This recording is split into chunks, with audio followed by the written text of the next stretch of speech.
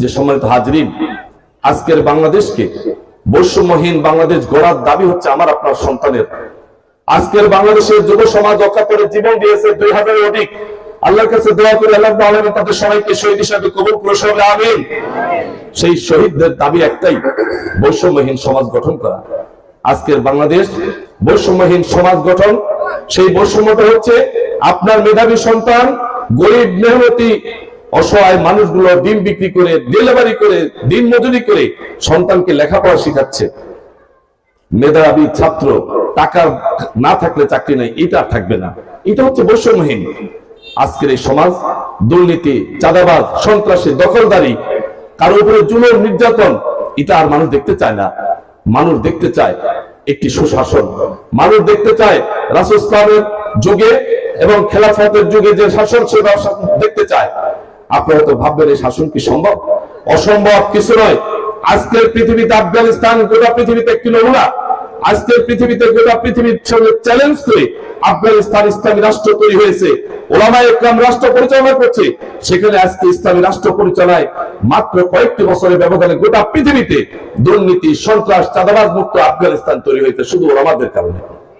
আপনাদের কাছে আবেদন, সম্মানিত বাবাজিরা, স্বাধীনতার 53 বছরে আপনারা তো অনেক নেতৃত্বকে নির্বাচিত করেছেন, অনেক নেতা নির্বাচিত করেছেন। আপনারা আবেগ বই, ইমোশনালি কোনো বক্তব্য না শুনে আপনাদের কাছে আরো আবেদন, বাবাজিরা, ভাইরা, মা ও বোনেরা, একটি বারের জন্য আপনারা পরীক্ষামূলক ভাবে আজকের বাংলাদেশের প্রেক্ষাপটে আলিয়ার আলেম, কাওমি আলেম, পীর মাশায়েখ, ইসলামপন্থী সমস্ত মানুষগুলো আজকে ইসলামী রাষ্ট্র প্রতিষ্ঠার তত্ত্ব নিয়ে আপনাদের সামনে আসছে।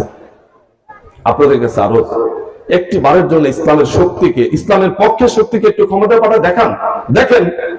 দেখেন না, 5টা বছর তো দেখতে দেখতে তো শেষ।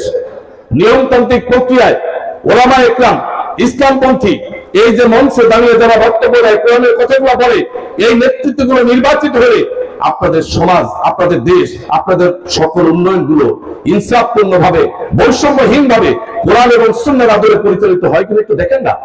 আপনার আমার মাঝে একটু শান্তি আসে কিনা একটু দেখেন। একটাবারের জন্য আর্জি আপনাদের কাছে, যে যে দল করেন ওটাকে একটু বন্ধ রাখেন, যে যে মতে আছেন সেখান থেকে একটু সাইডে রাখেন। একটা বারের জন্য আপনাদের কাছে আরজ, আমি বলবো না আমাকে ভোট দেন, আমি বলবো ইসলামের পক্ষের শক্তিকে ভোট দেন। ইসলামের পক্ষের শক্তিকে ভোট দিয়ে আপনাদের আরজ করছি, শুধু বাংলাদেশকে পরীক্ষামূলক ভাবে দেখেন। উন্নয়ন, রাস্তার ঘাটের উন্নয়ন এখনো কেন 53 বছর অতিবাহিত হয়ে গেল? আমরা কেন কাঁচা রাস্তায় হাঁটবো? আমরা কেন কাঁচা রাস্তায় চলবো? এখনো কেন এতিমখানা, হাফিজি মাদ্রাসাগুলো আধুনিক শিক্ষা প্রতিষ্ঠানের পাশাপাশি পাল্লা দিয়ে কেন উঠতে পারছে না? কেন আজকে কোরআন শিক্ষা যেখানে হয় সেখানে কেন বৈষম্য থাকবে? সেখানে সরকারি বরাদ্দ কেন কম থাকবে? সরকারের সবচেয়ে বরাদ্দ বেশি হওয়ার কথা, যেখানে কোরআন শিক্ষা হচ্ছে, যেখানে হাদিস শিক্ষা হচ্ছে, যেখানে ইসলামী শিক্ষা হচ্ছে। এটা তো আজকে নাই, এটা তো নাই, এটাই হওয়া উচিত। অতএব আপনাদের কাছে আরজ, আজকে বরাদ্দের অধিকাংশ আধুনিক শিক্ষায় চলে যাচ্ছে।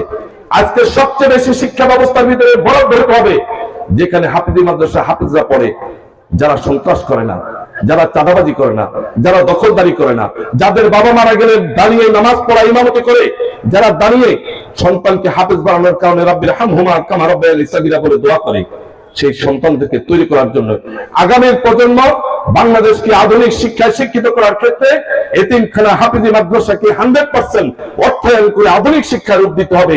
এটার বাংলাদেশ হচ্ছে আজকের দাবি।